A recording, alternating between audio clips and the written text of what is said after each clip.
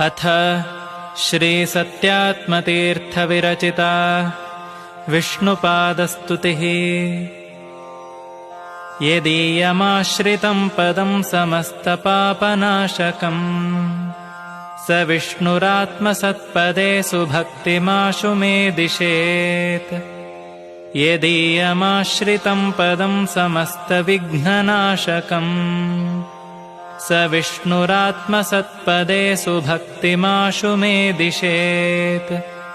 यदीयमाश्रितं पदं समस्तदुःखनाशकम् स विष्णुरात्मसत्पदेषु भक्तिमाशु मे दिशेत्।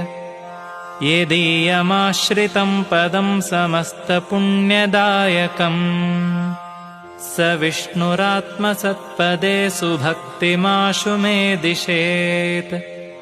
यदीयमाश्रितं पदं समस्तसौख्यदायकम् स विष्णुरात्मसत्पदेषु भक्तिमाशु मे दिशेत्।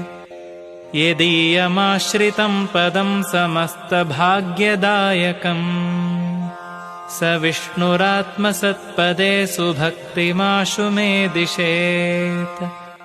यदीयमाश्रितं पदं समस्तशास्त्रबोधकम् स विष्णुरात्मसत्पदेषु भक्तिमाशु मे दिशेत्।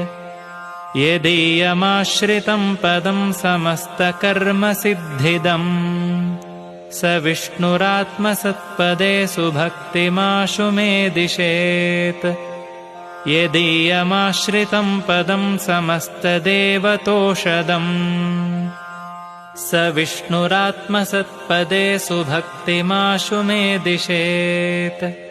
यदीयमाश्रितं पदं समस्तसद्विमुक्तिदम् स विष्णुरात्मसत्पदेषु भक्तिमाशु मे दिशेत्। यतिः सत्यात्मपदभागभवद्विष्णुपादभाक् तदुक्तपदभाग्यस्तु स भवेद्विष्णुपादभाक्। इति श्रीसत्यात्मतीर्थविरचिता विष्णुपादस्तुतिः।